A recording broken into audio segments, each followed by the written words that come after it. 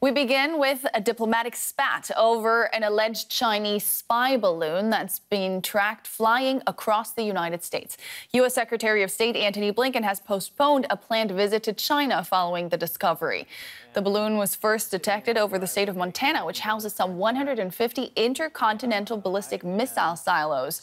Pentagon officials have described the airship as an intelligence-gathering balloon. China claims the balloon is for civilian purposes and says it regrets the balloon accidentally sailed into U.S. airspace. Well, for more on that, let's go right to Washington, where DW correspondent Sumi Samaskanda is standing by for us. Sumi, U.S. Secretary of State Antony Blinken postpones a planned trip because of a balloon China says is for meteorological research. So what is really going on in the skies over the U.S.? What we're seeing is essentially a balloon that has become a diplomatic crisis. Several media have reported, as you mentioned, that Secretary of State Antony Blinken has postponed his trip to China, postponed indefinitely, meaning there's no further date being named at this point. And that is a big deal because this visit was important. Secretary Blinken would have been the highest-ranking member of the Biden administration to visit China, also the first Secretary of State in years.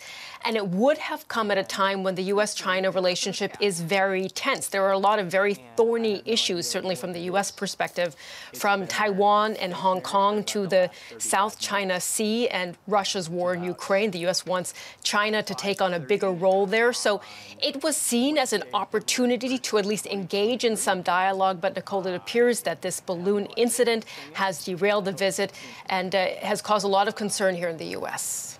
The Pentagon has held a briefing on this. What do we know about this balloon's purpose and where it's going?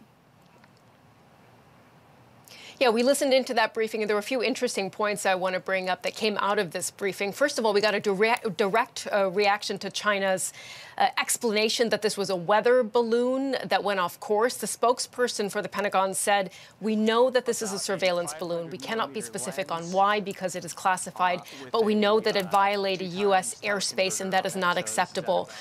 Every moment of this balloon is being tracked by the Pentagon right now. It is moving eastward over the U.S. It is around 60,000 feet or 18,000 meters in the sky, so it is well above the range of civilian aircraft. That is why the Defense Department says it does not pose a physical or military risk. It can still be seen from the ground if you're standing underneath it. But the question was asked if this balloon was steered or is it drifting through U.S. airspace. And the spokesperson would not say, but did say the balloon can be steered. It's maneuverable. So that was an interesting point. And we also heard, actually on Thursday already, that this is not the first time that a spy balloon has entered U.S. airspace. But more details were not shared on when this has happened before, because that as well is classified. So we're learning more information, but this balloon is still in U.S. airspace. DW correspondent Sumi Samaskanda in Washington, thanks for that update. And for a deeper look, I'm now joined by Mary Gallagher, a China expert and professor in democracy, democratization, and human rights at the University of Michigan. Ms. Gallagher, welcome. So a long-awaited and long overdue visit canceled. What's the diplomatic price China will have to pay for this?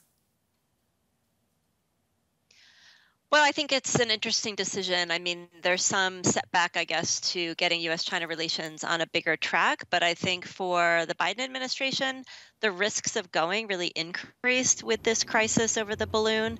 And they probably thought we're in a relative position of strength right now vis-a-vis China. And so it's really now the ball is in China's court to get the relationship on track again. What would have been the risks for the Biden administration in going? Well, I think there's a domestic political risk in the sense of going. It could have been alleged by the Republicans who have taken control of the House that he's weak on China. There's a new a select committee on China led by Representative Mike Gallagher, and that is looking to do a lot of hearings on China. So it's not a great time for Blinken to go to China just after, there's this violation of U.S. airspace and U.S. sovereignty. It really, I think there's a risk of making Biden appear quite weak. A second factor is also China's behavior in recent meetings. Of course, Blinken met with some of his Chinese partners in Alaska last year, and that went very badly. They were sort of berated and lectured by the Chinese.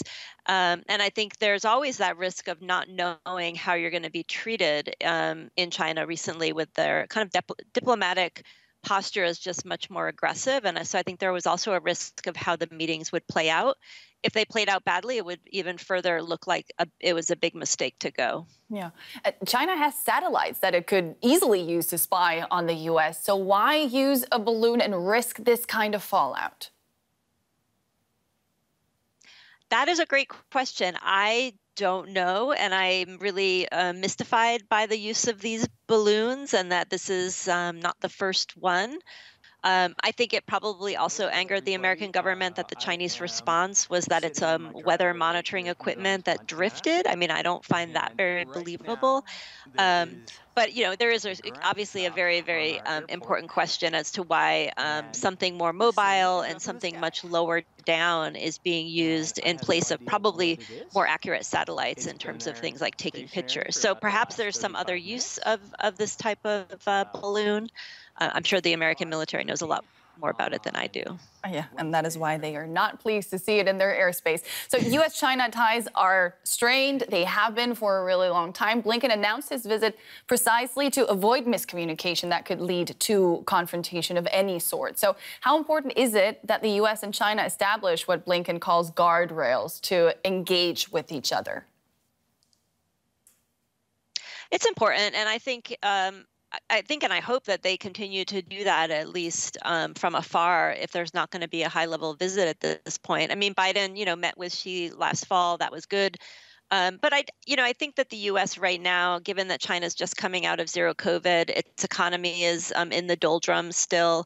The U.S. just had a good jobs report, and inflation is starting to go down. So I think the U.S. is trying to it's trying to position itself better vis-a-vis China post-pandemic. I think it wants to get back to more of an equal footing and not feel like it was, in a weaker position, either because of domestic political things like January 6th or the bad performance that the U.S. had in the early stages of the pandemic. Mary Gallagher joining us from Ann Arbor. Thank you so much for those insights. Thank you. For more, let's bring in Bonnie Glazer. She's the director of the Asia program at the German Marshall Fund in the United States, and she joins us from Washington, D.C. Welcome to the day. It's good to see you. Is the decision to postpone this visit over the Chinese spy balloon an overreaction? Well, I don't think it's completely an overreaction. If Secretary Blinken had gone to China, the focus of the discussions and the reporting would have been on the balloon. By the way, that balloon would have been over U.S. airspace during his discussions in Beijing, because it's not moving very quickly. And I think also there's a sense in the United States that we have been asking China to engage in crisis communications discussions, risk reduction discussions, so that we can avoid these kinds of incidents. The Chinese, frankly, have been dragging their feet, and this is sort of a teachable moment that maybe they should engage in these discussions. And maybe that will enable us in the future, as we reschedule this visit, to make more progress with the Chinese on these issues. But isn't this now precisely the time to go and talk to Xi Jinping to de-escalate? Because Blinken wanted to go and, as he put it, set guardrails to avoid misunderstandings. So why not go now and clear the air right away? Well, I think it would have been difficult to clear the air right away without real clear understanding by the United States as to what this balloon was doing. My guess is that in the coming days and weeks, we might be able to gain more information so that then we can share some of that intelligence with China, and we can show them this was not a civilian balloon. In fact, it was trying to acquire intelligence. There might even be an attempt to shoot down the balloon after it leaves U.S. airspace and recover it. It's not a simple operation, but it is something that the U.S. military might try to execute. So having evidence that this is an intelligence balloon, it is trying to collect sensitive information, would help the United States in its case with China. But it's not only the balloon, is it? It's Ukraine, it's Taiwan, so many other contentious issues that these two countries stand on opposing sides over. How strained are U.S.-China relations really at this point? Well, there's no doubt that the relationship is contentious. There are so many issues that are on the table that we have discussed. Of course, the presidents, Biden and Xi Jinping, did meet in November. They agreed that it would be in both countries' interest to prevent further deterioration of the relationship, and that's the reason why Blinken's visit was scheduled. So I think both sides continue to have an interest in stabilizing the relationship. I think it will be rescheduled. And I don't think that this episode is going to rupture the relationship. They will get together and talk about Ukraine, about North Korea, about Taiwan, about various other issues in the bilateral relationship, as well as expanding cooperation on global health, on climate change, on opposing proliferation, on counter-narcotics. So there's a lot on the table to discuss, and I think both sides want to engage in that conversation. Yesterday, the U.S. announced it will expand its military presence in the Philippines in a push to counter China's influence in the region. How is that being perceived in Beijing? Well, I think that the Chinese recognize that there has been some pushback, not only from the United States, but also from countries on their periphery who are concerned about a military buildup that China's been engaged in for a decade or more, and the potential for a U.S.-China conflict in the Taiwan Strait. And the Philippines, geographically very, very close to Taiwan, and under new leadership with President Marcos Jr. now in charge. He wants to have good relations with China, but he also would like to give the United States more access in I think, the hope of avoiding this kind of U.S.-China military confrontation in Taiwan. I think that we're seeing similar trends with Japan being more interested in taking steps to strengthen deterrence in the Taiwan Strait. So I hope the Chinese are watching closely, and I hope the conclusion that they draw is that their military pressure on Taiwan is making their neighbors nervous. Bonnie Glazer of the German Marshall Fund of the United States joining us from Washington, D.C. Thanks for your time. Thank you.